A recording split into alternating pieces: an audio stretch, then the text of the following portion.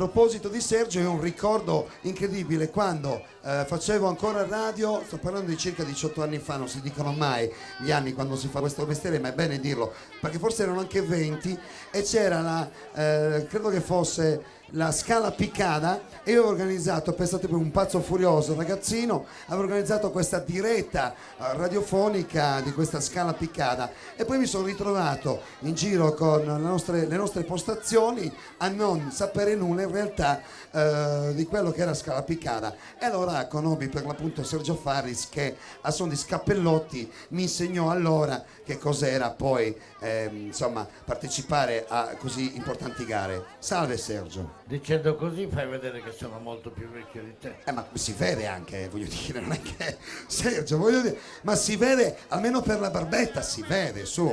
Perché non me la tingo. Allora Sergio, parliamo intanto, 3 volte campione, ma parliamo di questa grande esperienza tua, ci diamo del tu con Sergio, tua con poi il mondo dell'auto. Un amore che inizia tanto tempo fa. È iniziato nel 1959.